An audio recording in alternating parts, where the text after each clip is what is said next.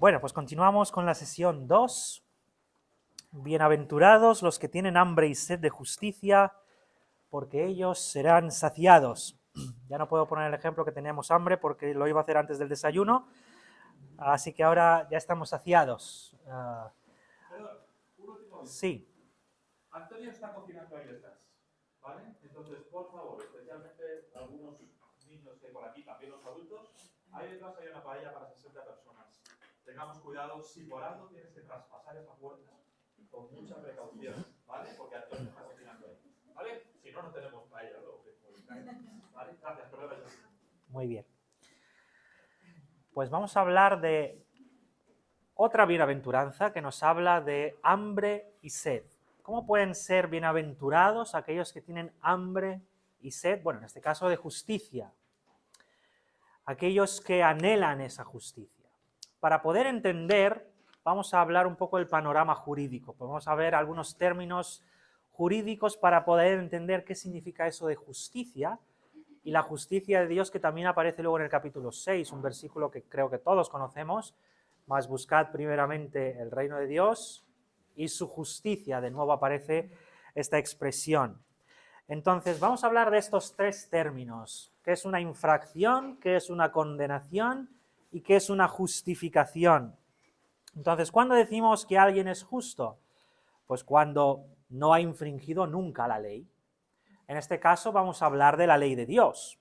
Por tanto, estamos hablando que alguien justo es alguien que no ha infringido nunca la ley de Dios, por tanto es sin pecado. Pero si infringe un único mandamiento de la ley de Dios, ya no puede ser justo, ya se convierte en injusto.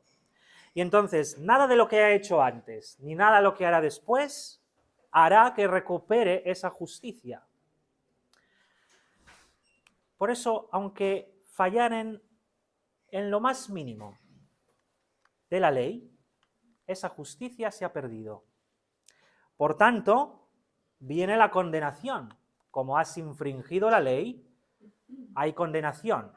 Sabemos que todos nosotros, dice el libro de Romanos, hemos infringido la ley de Dios y que todos somos pecadores y que no hay ni uno bueno, no hay ni uno justo, no hay nadie que busque a Dios. Y entonces Dios da la condenación porque la paga del pecado es la muerte. Luego efectivamente habla también de la dádiva de Dios, pero estamos hablando de la condenación de Dios. Y entonces aquí es cuando ya nosotros, condenados perpetuamente, sin esperanza, es cuando Dios interviene. Y entonces Dios manda a su Hijo para morir y pagar por nuestras injusticias, por nuestras infracciones, para cumplir esa condenación que me tocaba pagar a mí. Y entonces es por medio del Señor Jesucristo que nosotros somos justificados. Otro versículo muy conocido del libro de Romanos: justificados pues por la fe, tenemos paz para con Dios por medio de nuestro Señor Jesucristo. Él es el que nos justifica, librándonos de esa condenación, cubriendo nuestras infracciones o lo que llamamos nuestros pecados. Ahora, ¿cómo es posible que Dios, siendo un juez justo, nos justifique a nosotros siendo injustos sin que Él pierda su justicia? Porque imagínate, hay un juez y delante de él un acusado, culpable. Y entonces el juez le declara inocente, siendo culpable. ¿Qué diríamos de ese juez? Que ese juez es un juez injusto, que ha dado un veredicto equivocado. Es decir, ha declarado inocente a alguien que es culpable. Pero mediante la obra del Señor Jesucristo, ese sacrificio sustitutivo, ese sacrificio perfecto, habiendo Él cargado toda la culpabilidad sobre Él, habiéndose separado del Padre al morir en esa cruz, es cuando Dios, siendo justo, no pierde su justicia cuando me declara a mí inocente, porque ya no me ve a mí, sino ve a Cristo delante de mí.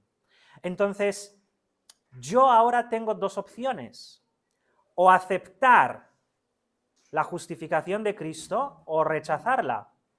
Él ha pagado por mí y yo tengo dos posibilidades: firmar que estoy de acuerdo que Él haya pagado por mí, o decir, lo siento, yo voy a cumplir mi condena. Eso es lo que llamamos aceptar la justicia de Dios en nuestra vida. Eso es lo que llamamos convertirnos a Cristo, aceptar la justificación de Dios. Que ya Dios no me ve a mí, sino me ve a mí por medio del Señor Jesucristo y me ve a mí como justo por la obra de Cristo. Y todos aquellos que han rechazado su justicia siguen en su condenación. Y no hay manera de hacer la paz con Dios si no es de esta manera. Ahora, esa justicia de Dios es la que un creyente tiene que anhelar. Por eso aquí está comparando hambre y sed de justicia. Esa justicia de Dios, esa justicia que habla del interior. De nuevo volvemos al interior del hombre, al interior, porque está hablando de la estructura interior de nuestro ser, que nosotros no podemos ser justos por nuestros propios medios ni por nuestros propios méritos. Y de nuevo, igual que la humildad iba al corazón del hombre, igual que ese lloro por el pecado iba al corazón del hombre, igual que esa mansedumbre iba al interior del hombre, esta justicia también va a nuestro interior. Y nos está diciendo, el creyente anhela esa justicia de Dios, primeramente en su vida y luego en la vida de los demás. Esa justicia de Dios sin la cual no puede cumplir su condenación. Y el castigo por esa condenación es la muerte eterna en el infierno. Ahora, fíjate la metáfora que está usando para hablar de esa justicia. Está usando necesidades físicas que cada uno de nosotros tenemos diariamente. Hambre y sed. Y al igual que cuando tú tienes hambre, no lees un poema para saciar tu hambre, ¿verdad? O cuando tú tienes sed, no escribes un texto para saciar tu sed, sino que cuando tienes hambre, comes.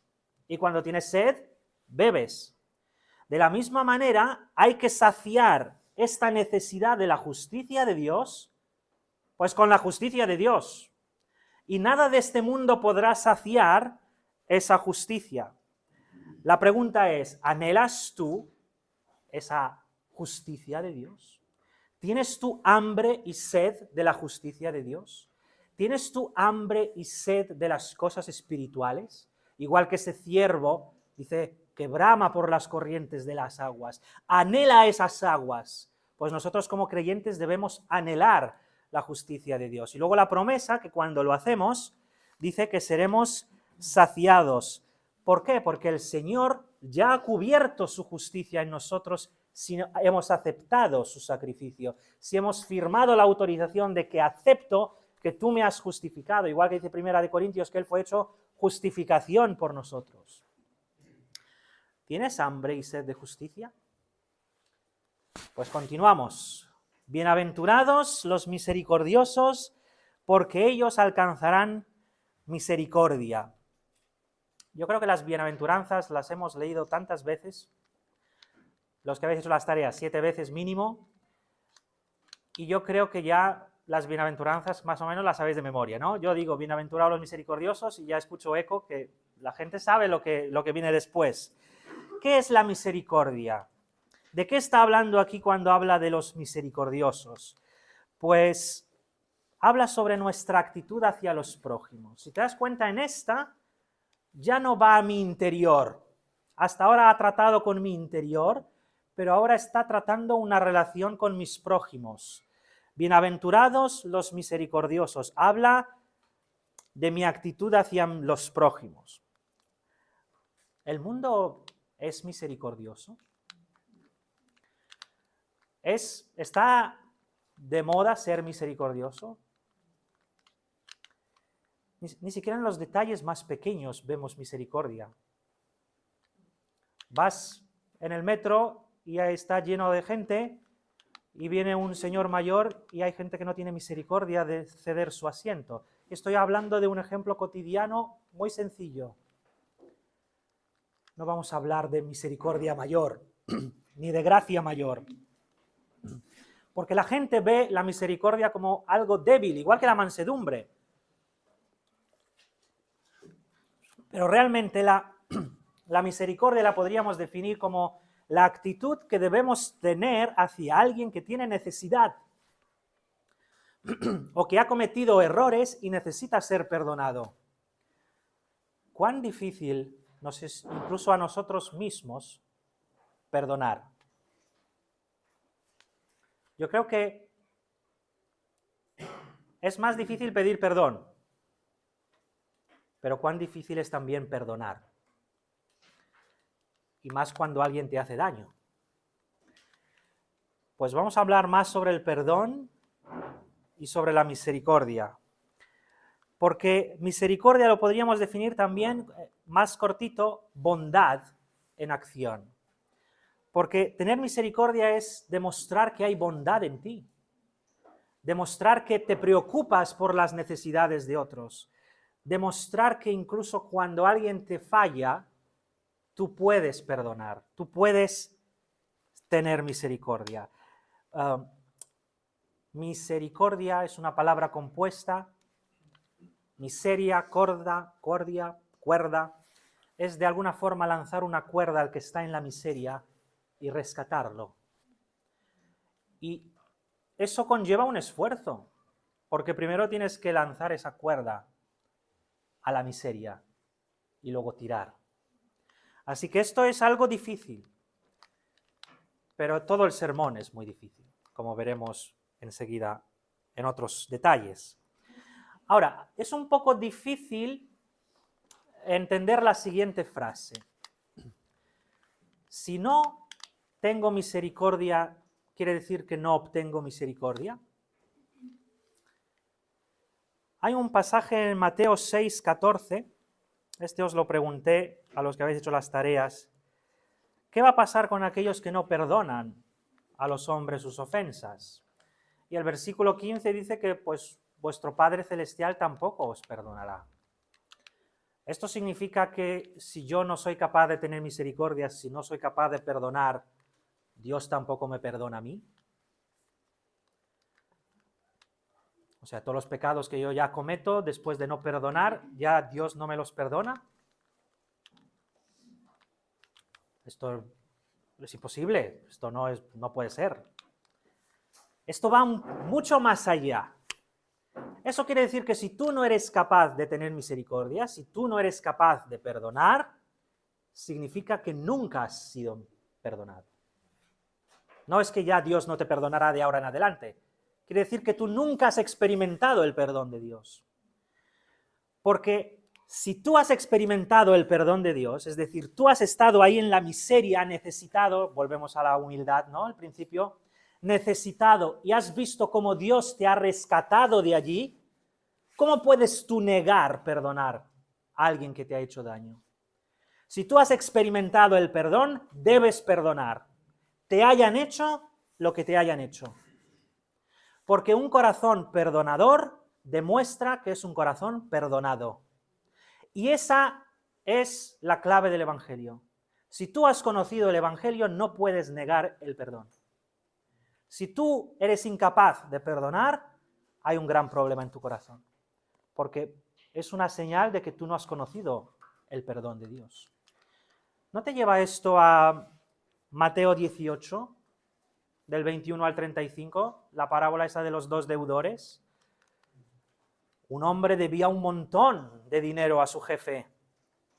Y entonces el jefe, después de muchas súplicas, le perdona. Y él vuelve a su casa y tiene un siervo que le debía un poquito. Y no es capaz de perdonar. Y le echa a la cárcel. ¿Qué demuestra? Que no ha sido perdonado de corazón. Si tú no puedes perdonar, es una señal de que no has experimentado el perdón de Dios. Y enseguida hablaremos de algunas cosas mucho más difíciles que van a exigir perdonar. Y voy a decir la misma frase. Si no eres capaz de perdonar, es una señal de que no has experimentado ese perdón. Entonces, si no muestro misericordia, no obtengo misericordia. No es que no obtengas, es que no has experimentado la misericordia. Porque si tú te has visto hecho polvo, pobre en espíritu, y Dios ha tenido misericordia, tú debes tener misericordia. Ahora, ¿qué dice de los misericordiosos? Porque ellos alcanzarán misericordia. De nuevo, lo mismo. Alcanzan misericordia, son misericordiosos. Y además eso nos habla del carácter de Dios, porque Dios es un Dios misericordioso. Lo hemos visto en el Antiguo Testamento, a lo largo de todo el Antiguo Testamento, que si el Señor no hubiera tenido misericordia de su pueblo, ese pueblo es que no existiría hoy en día. Y si Dios no hubiera tenido misericordia de nosotros, ¿dónde estaríamos nosotros hoy en día? Así que Dios quiere que seamos misericordiosos porque Él es misericordioso. Es parte de su carácter. ¿Y qué hay más bonito que ser como tu Padre que está en los cielos? Ser misericordioso. ¿Cómo ser misericordiosos? Pues podemos entrar en los ejemplos cotidianos. Dar dinero al pobre, dar al hambriento de comer, dar ropa al que no tiene de vestir. Esto se va a repetir en los siguientes capítulos. No guardar rencor, no vengarnos. Algo que nos gusta es hablar de la debilidad de otros. Eso no es misericordia. Es meterte con alguien para hacerle daño. No recordar los pecados del otro es misericordia. Eso de te perdono pero no olvido. Dios dice que nos ha perdonado. ¿Tú crees que Dios ha olvidado? Dice Miqueas 7 que Él olvida nuestras iniquidades y las echa a lo profundo del mar. ¿Pero tú crees que Dios no sabe lo que tú has hecho en su omnisciencia? ¿Qué significa eso de que lo ha olvidado? Que no te lo vuelve a echar en cara. Igual nosotros, psicológicamente es imposible que olvidemos las cosas. Pero no por eso las voy a volver a traer a la memoria. Si perdonas, perdona. Pero no vuelvas a recordar. Es que hace 10 años tú me has hecho esto. Eso es que no has perdonado. Y un corazón perdonado debe perdonar. Un corazón que ha experimentado la misericordia debe ser misericordioso. Hemos hablado del lloro. Llorar por el pecado de otros es misericordia. Corregir y confrontar el pecado de otros es misericordia. ¿Y eso cuán difícil es? Cuando ves a alguien cercano a ti que no está andando bien y acercarte a él y decirle, hermano, esto no está bien.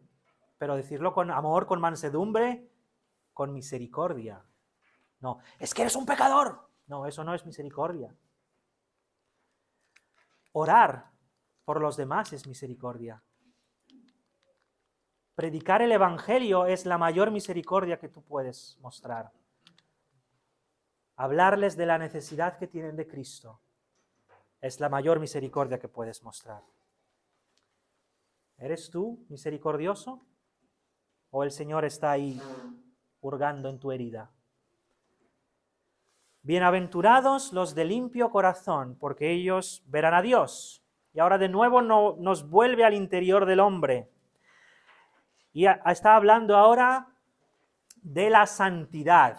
Está hablando de un corazón limpio, de un corazón que sabe que ha sido perdonado, un corazón humillado, un corazón que ha llorado por el pecado, un corazón ya dominado por el señorío de Dios, un corazón con hambre y sed de justicia, un corazón que ha experimentado misericordia y ahora es un corazón que está en proceso de santificación, un corazón que busca esa pureza sin la cual nadie verá a Dios, dice el libro de Hebreos. Buscad esa santidad sin la cual nadie verá a Dios. Y aquí dice, bienaventurados los de limpio corazón, porque ellos verán a Dios.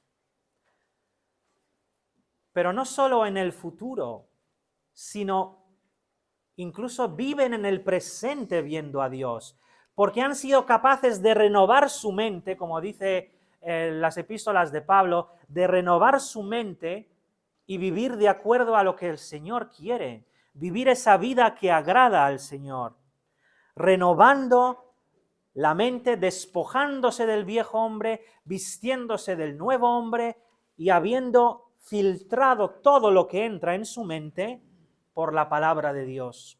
Una mente renovada, una mente restaurada, una mente en proceso de santificación que habla de ese corazón, mente, corazón, habla de lo más profundo de tu ser, y esa limpieza en la mente y en el corazón es la que va a restaurar tu relación con Dios. Esa relación que se interrumpe cuando hay pecado, esa relación que se rompe o que se rompió por el pecado y Dios tuvo que restaurar por medio del Señor Jesucristo. Y Dios no puede estar en presencia de pecado, por eso debemos restaurar nuestra relación con Él, y esa restauración la buscamos cuando hay una renovación de nuestra mente. Y entonces verán a Dios y lo están viendo porque son conscientes, estos creyentes que viven así, son conscientes de que viven en la presencia de Dios desde ya y que Dios está siempre viéndolos. No, bueno, un día sí estaré con el Señor, por tanto aquí vivo como me da la gana. No. Yo sé que el Señor me está viendo, por eso vivo para agradarle a Él. Vivo para que con mi vida pueda darle gloria a Él. Y me da igual que aún no lo vea físicamente, pero sé que Él me ve y sé que Él está conmigo. Entonces muestra un cambio en tu manera de pensar, muestra un cambio en tu perspectiva de ver las cosas de esta vida. Limpieza de corazón o santidad. Luego, bienaventurados los pacificadores, porque ellos serán llamados hijos de Dios. Lo primero, no hay paz en este mundo. Y si tú crees que hay paz, créeme que es una paz engañosa. En Edén empieza la Biblia con paz. Y en Apocalipsis acaba la Biblia con paz. Pero entre medias no hay paz. Y esto viene por el pecado. El pecado impide que haya paz. De hecho, el libro de Isaías dice que no hay paz y no habrá paz para los malvados ni para aquellos que se apartan de él. Pero ¿qué es la paz realmente? Una definición podría ser ausencia de conflicto. Pero ¿realmente esa es una buena definición de paz? Simplemente que no haya conflicto. Eso más bien parece ser una tregua, ¿no? Cuando hay dos ejércitos que están en guerra y se concede una tregua, no hay conflicto unos días. Hay tregua. Estamos hablando de guerras, estamos escuchando de rumores de guerras. No hay paz en el mundo. Pero es que no hay paz ni en la vida de los que nos rodean. ¿Por qué? Porque no conocen al Señor. La paz viene cuando se conoce la verdad, cuando el asunto se arregla y las partes implicadas se reconcilian. Tiene que haber un reconocimiento de culpa y tiene que haber una reconciliación para que haya una paz. Y entonces la paz conquista problemas, crea puentes y no busca eliminar la justicia de la ecuación. Para que haya paz es necesaria la justicia y la santidad. Os voy a poner un ejemplo. Muchas veces en casa se puede sacrificar la justicia para que haya paz. Y me explico. Pero eso no sería una verdadera paz. Imagínate que uno de tus hijos, si es que tienes hijos, o si no eres un hijo, imagínate tú como hijo, que has cometido pues un error, un mal comportamiento que trae malas consecuencias. Entonces tus padres, para que haya paz en casa, pues hacen la vista gorda. No te dicen nada o no les dices nada a tus hijos. Quiero paz en casa, no vamos a hacer un escándalo. ¿Eso es paz de verdad? El problema solo ha sido ocultado. Yo he tenido la experiencia de enseñar en secundaria y muchas veces en clase, cuando ves a un alumno impertinente, un alumno indisciplinado, pues tienes dos opciones, o bien le pones un castigo o bien dices, pues hago la vista gorda y no hago el conflicto más grande de lo que ya es.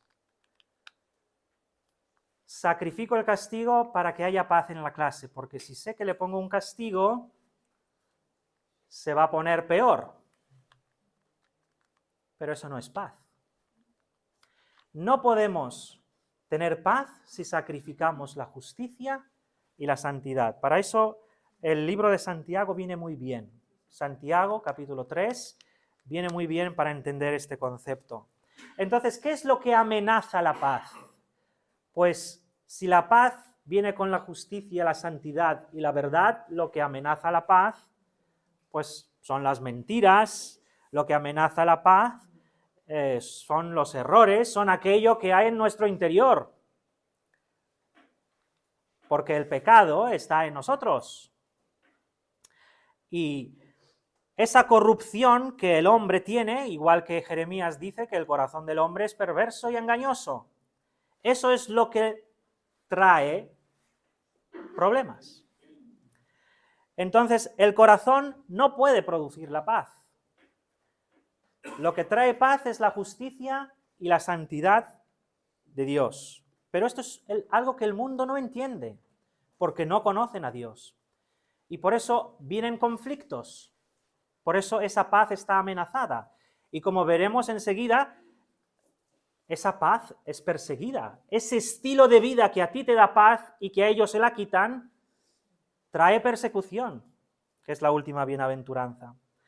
Pero sabemos que nosotros tenemos a Dios porque somos del reino de Dios, Él reina en nuestro corazón, y cuántas escrituras no dicen que Dios es una fuente de paz. ¿Cuántas escrituras no hablan de que el mismo Señor Jesucristo es la manifestación de la paz? O el Espíritu Santo, el agente de la paz. El fruto del Espíritu es amor, gozo, paz. Y entonces los cristianos, cuando permanecemos en Él, es cuando tenemos paz. Y cuando permanecemos en Él, hay justicia y santidad, porque Él no puede habitar donde no hay santidad y justicia. Los mensajeros de la paz somos nosotros. Él es el dador de la paz, Él es la fuente de la paz, la manifestación de la paz, el agente de la paz, y Él ha puesto en nuestro corazón paz. Hablaremos más de la paz en la cuarta sesión cuando veamos los afanes de este mundo. Y esa paz que ha puesto en nuestro corazón, la ha puesto para que nosotros la difundamos. Somos mensajeros de la paz. Pero primero tienes que hacer la paz con Dios, conocerle. Luego ayudar a los demás que hagan la paz con Dios, que le conozcan. Y luego esto también me tiene que empujar a hacer la paz con los hombres. Yo no puedo tener paz con Dios y luego estar enemistado con mis prójimos. Y por último, el mérito de la paz. ¿Cuál es la recompensa? Dice, porque serán llamados hijos de Dios. ¿Y qué hay mejor que ser hijo de Dios? Porque eso demuestra, basándonos en Juan 1:12, que le conocemos y que creemos en Él. Y Él nos da ese privilegio de ser llamados hijos suyos. Y ya para terminar las bienaventuranzas, vamos con la última. Bienaventurados los que padecen persecución por causa de la justicia, porque de ellos es el reino de los cielos. Bienaventurados sois cuando por mi causa os vituperen y os persigan, y digan toda clase de mal contra vosotros mintiendo. Gozaos y alegraos, porque vuestro galardón es grande en los cielos, porque así persiguieron a los profetas que fueron antes de vosotros. Es una conclusión un poco difícil de entender, ¿no? O sea, me estás diciendo que seré feliz siendo pobre en espíritu, llorando, siendo manso, teniendo hambre y sed de justicia, siendo misericordioso, siendo de limpio corazón, siendo un pacificador, buscando esa paz, y ahora me estás diciendo que seré feliz cuando me persigan. Es que vivir de la manera anterior, tal como hemos explicado, viviendo el Sermón del Monte, siendo el Sermón del Monte una realidad en mi vida, me va a traer persecución. ¿Por qué? Pues porque el mundo no va a vivir de esta manera y habrá un choque. Ellos no entienden esta manera de vivir, yo voy a vivir así y habrá un choque. Por eso cuando no hay choque en tu vida con el mundo, eso es un gran peligro. Porque entonces quiere decir que te estás yendo con la corriente de este mundo y todo va bien. Porque si tú vives como el Señor Jesús está enseñando aquí en el Sermón del Monte, tiene que haber conflicto. Tiene que haber esta persecución. Porque vivir de esta manera irremediablemente trae dolor, sufrimiento y persecución. Y déjame decirte que en ningún lugar en las Escrituras el Señor te promete una vida de rosas, de color de rosa, una vida sin problemas, una vida sin pruebas, una vida hasta la eternidad sin obstáculos. De hecho, es todo lo contrario. Y eso es lo primero que tenemos que saber como creyentes, que entramos en una vida difícil.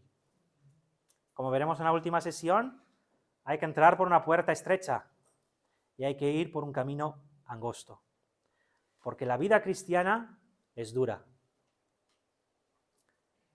Pero a pesar de ser dura, y a pesar de la persecución, del dolor, del sufrimiento, es de gran bendición. Porque es la mejor vida que tú puedes vivir en esta tierra. Ahora, esa persecución, hay muchos pasajes que nos habla de la persecución. Nos habla de esos vituperios, nos habla de incluso que nos van a acusar falsamente diciendo toda clase de mal. ¿Estás preparado para defenderte de cosas que no has hecho? ¿Estás preparado? Bueno, no voy a preguntar si estás preparado para defender tu fe, pero ¿estás preparado que incluso cuando te acusen falsamente, te defiendas? Dios nos ha dado el privilegio de vivir en un país donde no estamos siendo perseguidos, como en muchos países están siendo perseguidos. Pero aunque tengamos esa paz, que la voy a poner entre comillas, en cuanto a nuestra libertad religiosa, ¿no es cierto que últimamente están saliendo muchos temas que van en contra de nuestra fe? ¿Y cómo te posicionas tú? De hecho, ayer en el coche uno de los jóvenes me propuso un tema y dice, entonces, esto de las leyes LGTBI, ¿yo debería callarme y no criticar o debería posicionarme en contra? Y me dijo, es que si me posiciono en contra me van a perseguir. Digo, por fin has entendido esta bienaventuranza. Porque tiene que haber un choque. Y vivir según las Escrituras traerá ese choque. Pero la pregunta es, ¿qué vas a hacer tú? Pues vas a decir, sí, estoy de acuerdo contigo. Pero la Biblia no. ¿Solo para tener esa paz engañosa? No quiero conflicto con nadie, mejor no digo nada.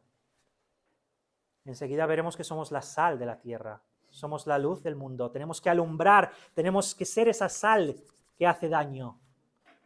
Esa sal que da sabor, aunque traiga persecución. Y luego la promesa, esa promesa de que seremos bienaventurados, porque de ellos es el reino de los cielos, es igual que la primera. El reino de los cielos para los humildes, el reino de los cielos para los perseguidos, porque quiere decir que están pensando en contra de la corriente de este mundo dominada por Satanás. ¿Y cuál es nuestra actitud al respecto? Pues tiene que ser de gozo. Gozaos y alegraos, porque vuestra vida no es aquí. Aquí sois peregrinos y extranjeros. Vuestra recompensa será en los cielos. Y ahí vuestro galardón será grande. Entonces, para terminar las bienaventuranzas, yo sabía que esto iba a ser la parte más larga. No te preocupes, que nos va a dar tiempo todo. Estoy en control del tiempo. No te preocupes que estamos terminando las bienaventuranzas y casi terminamos la sesión 2 y eso debería terminar hace una hora. Tranquilos que nos va a dar tiempo todo. Entonces, el pobre en espíritu, o sea, el humilde, el que llora, el manso, el hambriento y sediento de justicia, el misericordioso, el limpio de corazón, el pacificador y el perseguido. ¿Esto te suena a una descripción de felicidad en el mundo? A mí no. pero este entra en el reino de Dios y ya tiene su ciudadanía, ya soy del reino de Dios. ¿Y cuál es la prueba? Que el mundo me odia. Esa es la mejor prueba de que eres un ciudadano del mundo, de Dios, que el mundo te odie. Y ahora, ¿perteneces tú a ese reino de Dios? Tal como lo hemos analizado en estas bienaventuranzas. ¿Verdaderamente perteneces tú al reino de Dios? Pues vamos a ver, una vez que hemos hablado de las características del cristiano, vamos a ver las responsabilidades que implica ser cristiano. Y entonces, en primer lugar, vamos a hablar de la sal y de la luz. Vosotros sois la sal de la tierra, pero si la sal se desvaneciere, ¿con qué será salada? No sirve más para nada, sino para ser echada fuera y hollada por los hombres. Vosotros sois la luz del mundo. Una ciudad asentada sobre un monte no se puede esconder, ni se enciende una luz y se pone debajo de un almud, sino sobre el candelero y alumbra a todos los que están en casa. Así alumbre vuestra luz delante de los hombres, para que vean vuestras buenas obras y glorifiquen a vuestro Padre que está en los cielos.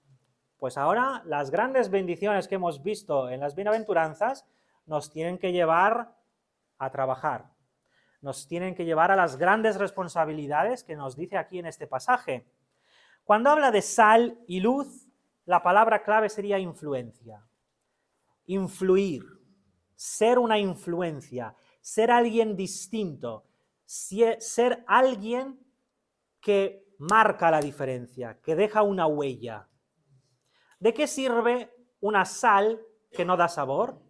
¿De qué sirve una sal que es pisoteada por los hombres? ¿De qué te sirve ser cristiano si no sabes ser una influencia en el mundo? Cristiana. Porque todos influimos a los que están a nuestro alrededor, para bien o para mal. Y si no estás influyendo para bien, quiere decir que estás influyendo para mal. Y si tú que conoces la verdad y no la dices, ¿eso en qué te convierte? ¿En un cobarde que tiene miedo de hablar de Cristo? ¿De alguien que conoce la verdad y no la puede proclamar? Eres como esa luz que en vez de ponerla arriba para que alumbre, la escondemos para que no dé luz. No se puede explicar un creyente que no cumple su función. Y repito, no debemos esconder ni nuestra luz ni la sal para evitar conflictos. Ahora, no quiero decir que vayas buscando conflictos, no. Pero que digas la verdad, que seas sal, que seas luz. Con mansedumbre, con amor, con misericordia. Yo he conocido a una persona que no estaba actuando bien cuando evangelizaba. Tú no puedes ir a una persona, es que eres un pecador, Satanás está en ti. No, eso no te convierte en una buena influencia. Tú tienes que ser esa sal y esa luz, pero con la ayuda del Espíritu. No a tu manera y no haciendo daño. No es terapia de choque, a ver si ya se da cuenta que está en pecado. No, no así funciona. Tú además tienes que comunicar el mensaje y es el Espíritu el que hace la obra, no tú. Es el Espíritu el que convence de pecado, de justicia y de juicio. Pero tú tienes que hacer tu parte. Tú tienes que ser esa influencia. ¿Y por qué nos está hablando de sal y de luz? Pues fíjate que nos habla del mundo y lo compara en un estado de putrefacción corrompido por el pecado. Y sabemos que la sal tiene esa propiedad, ¿no?, de conservación, de conservar. Entonces tú tienes que ser esa sal que conserve este mundo. Y ahí en los apuntes os he puesto varias preguntas para reflexionar. No quiero que las contestes ahí en el papel, quiero simplemente que medites en ellas. Si yo que soy la sal pierdo mi sabor, ¿con qué será salado el mundo? Si yo que puedo hablar de Cristo no lo hago, ¿quién hablará? En tu clase, veo a algunos jóvenes, en tu clase a lo mejor es el único creyente. Si tú no les hablas, ¿quién lo va a hacer? O a los demás, a vuestros vecinos, en el trabajo. Si tú no eres esa sal que da sabor, ¿de qué sirves? Pues para meditar, ¿no? ¿Soy yo un cristiano insípido? ¿Ya he perdido mi sabor? ¿No vivo como debo? ¿Doy yo mi vida al mundo? ¿Soy yo sal para este mundo en descomposición? ¿Mi vida da testimonio de que soy realmente un hijo de Dios? Y luego lo mismo con la luz. Os he puesto ese pasaje en Romanos, que es otra de las preguntas que os había pedido. Nos está dando una descripción de cómo el pecado ha entenebrecido la razón de este mundo. Y está ahí hablando de cómo el mundo está cometiendo pecados, y algunos que podríamos llamar muy graves, aunque sabemos que el pecado es pecado, ¿no? Pero nos está dando ese panorama de un mundo en tinieblas. Es Romanos capítulo 1, del 18 al 32, o del 20 al 32, que os lo había puesto en las preguntas. ¿A qué enseñanza? Pues aquí, un mundo en tinieblas que necesita una luz. Ese mundo en tinieblas cuyo razonamiento está entenebrecido, oscurecido, y yo debo ser esa luz que les alumbre. Y de nuevo algunas preguntas. ¿Soy yo luz para las personas de mi alrededor? ¿O soy yo una luz escondida debajo de un almud? ¿Soy un buen testimonio? A lo mejor te cuesta hablar a las personas, pero ¿sabes que el mejor testimonio es tu vida en acción? El apóstol Pablo dice que nuestras vidas son cartas abiertas. A lo mejor no quieres hablar, pero vive de una manera distinta, que ellos puedan ver a Cristo en ti. No seas una luz escondida. Continuamos. No penséis que he venido para abrogar la ley o los profetas. No he venido para abrogar, sino para cumplir. Porque de cierto os digo que hasta que pasen el cielo y la tierra, ni una jota ni una tilde pasará de la ley hasta que todo se haya cumplido. De manera que cualquiera que quebrante uno de estos mandamientos muy pequeños, y así enseña a los hombres, muy pequeño será llamado en el reino de los cielos. Mas cualquiera que los haga y enseñe, éste será llamado grande en el reino de los cielos. Porque os digo que si vuestra justicia no fuere mayor que la de los escribas y fariseos, no entraréis en el reino de los cielos. Bien, pues ahora el Señor parece que cambia un poco de tema y está hablando de cosas concretas a los judíos que vivían en esa sociedad dominada por un pensamiento religioso de los fariseos y de los escribas. Y entonces les está hablando de la ley y de los profetas, esa expresión que nos tiene que llevar al Antiguo Testamento. Cuando dice la ley y los profetas se refiere a todas las escrituras que había hasta ese momento, y hasta el momento que vivió el Señor Jesucristo solo estaba escrito el Antiguo Testamento. Entonces esta expresión, la ley y los profetas, se refiere al Antiguo Testamento. Y les está hablando a estos oyentes, entre los cuales seguramente había también religiosos y fariseos y escribas y saduceos, para advertirles de algo. Los religiosos de aquella época se dieron cuenta que seguir la ley de Dios es imposible. Y además, cuando hemos hablado de la justicia, hemos dicho que con fallar un pequeño mandamiento ya eran culpables de haber infringido la ley. Y entonces, como ellos se dieron cuenta que era imposible, empezaron a establecer algunas tradiciones, algunas normas, me suena que más de 600, en la que ellos sí podían cumplir. Y entonces decían, si tú cumples todo esto, pues eso es lo que Dios pide de ti. Es decir, habían tergiversado las Escrituras poniendo tradiciones y relajando algunos mandamientos, incluso poniendo más difíciles otros. A mí siempre hay uno que me llama la atención. En el día de reposo no podían llevar en los bolsillos o colgado un peso mayor que 2 higos. Entonces yo estoy pensando, bueno, no tenían coches pero los que tenían llaves con 7 llaveros no podían llevar las llaves a la sinagoga porque eso superaba el peso que ellos decían para trabajar en el día de reposo. Algunas de estas leyes y normas de los fariseos y de los escribas no tenían ninguna lógica, pero ellos vivían así y exigían que el pueblo viviera así. Y además es que no tenían autoridad. Ellos no se basaban en las escrituras, se basaban en los anteriores rabinos y en sus escritos. Y entonces ellos cuando predicaban decían, pues como dijo el rabino tal, en el año no sé cuánto, así hacemos. Interpretaban las escrituras según los intérpretes anteriores.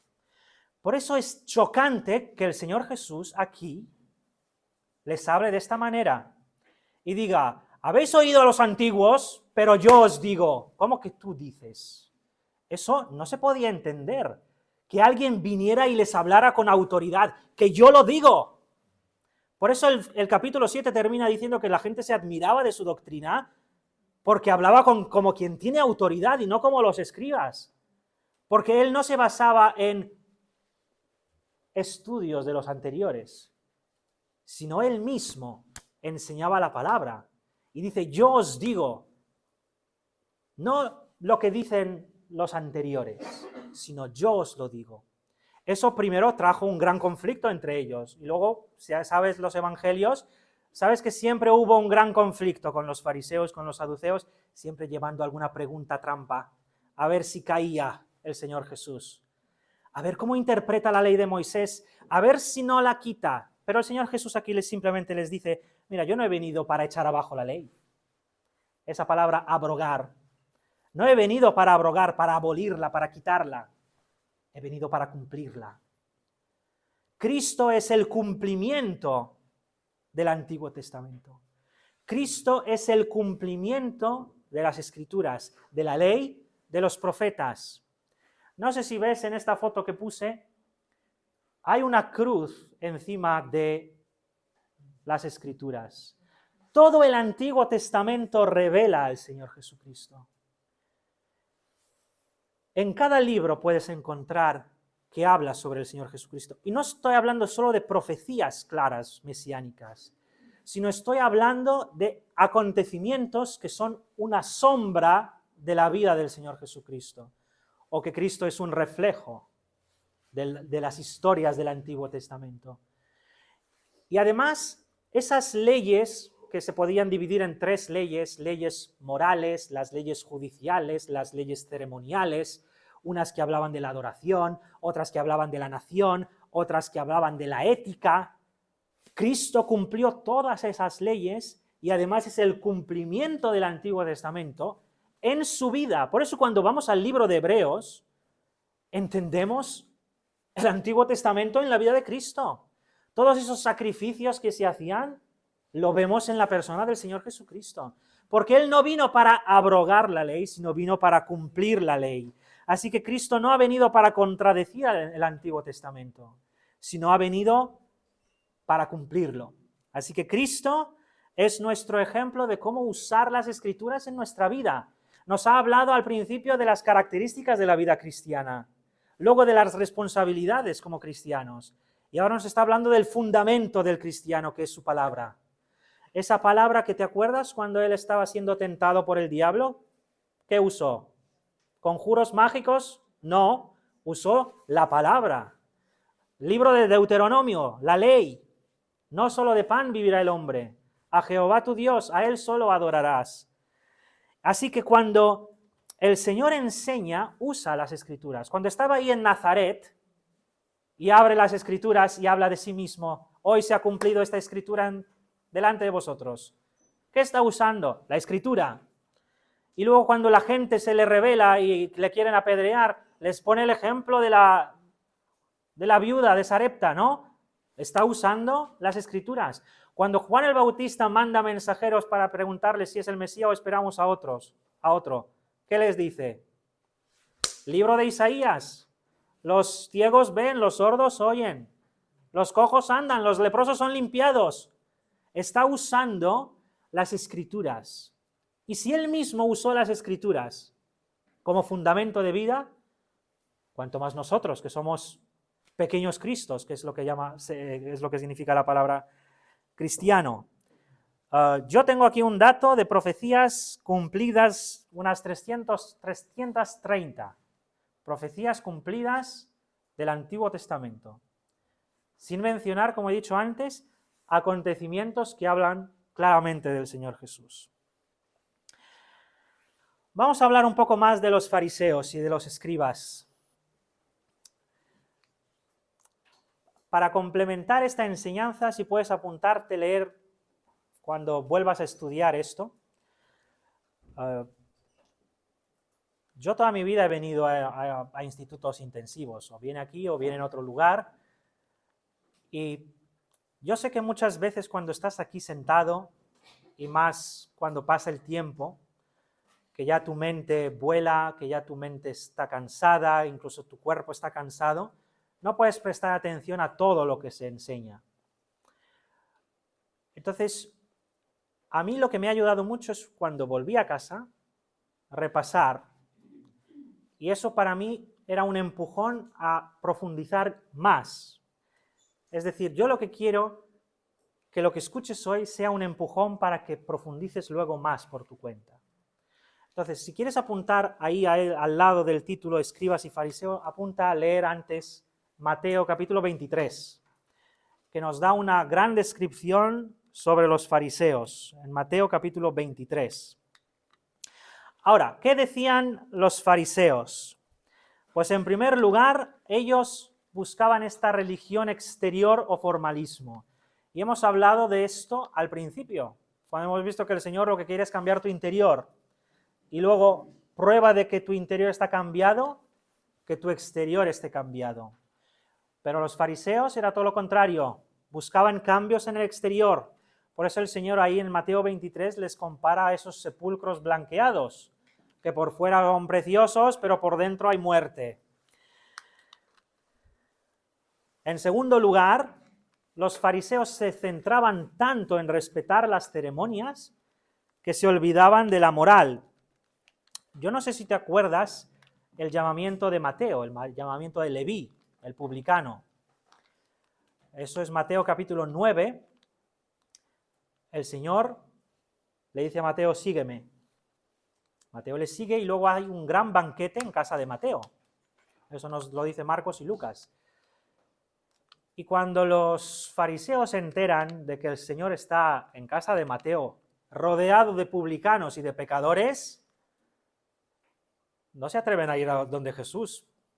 Preguntan a sus discípulos, ¿por qué vuestro maestro se junta con esta gente? Y el Señor Jesús le dice esta frase, los sanos no tienen necesidad de médicos, sino los enfermos. Y luego les dice, id y aprended. Esa era una frase que usaban los religiosos para decir a los estudiantes, no tenéis ni idea de nada, id a revisar las Escrituras y aprended. De hecho, les estaba humillando diciendo esa frase, id y aprended, lo que significa. ¿Y qué es lo que significa? Misericordia quiero y no sacrificios. Ellos se centraban tanto en las ceremonias que se olvidaban de la moral. Cogían lo que les interesaba de las leyes de Dios y lo que, como os dije antes, lo que no podían o no querían, relajaban esa norma. Luego, tradiciones humanas. Las tradiciones humanas. Hay un pasaje ahí en Marcos capítulo 7 que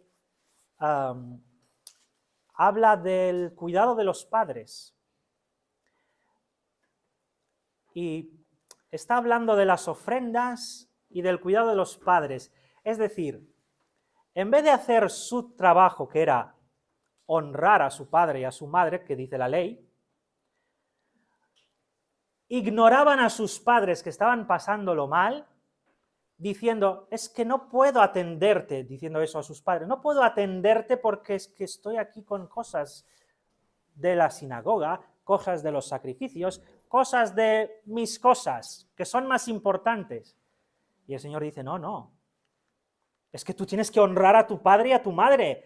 Lo otro puede esperar o que pueda hacer lo otro, pero tu deber es hacer lo que tienes que hacer. Esas tradiciones humanas que muchas veces sustituían las leyes de Dios. Y por último, para terminar esta sesión, la justicia egoísta. Ese orgullo que también lo hemos visto en esa historia con el publicano. El publicano no tenía derecho a entrar en la sinagoga, estaba fuera o lejos, dice. Era una de las personas más odiadas en aquella época, ¿no? Y estando lejos, vimos su humildad. Sé propicio a mi pecador. Mientras el fariseo ahí, su justicia egoísta, te doy gracias, Señor, porque no soy como este publicano. Te doy gracias porque yo. De hecho, incluso en las calles les gustaba orar ahí en público, se ponían en las esquinas, gritan. Hablaremos de esto enseguida, ¿vale? Pero que tengamos claro que ellos se centraban, incluso dice el Señor, en diezmar la menta.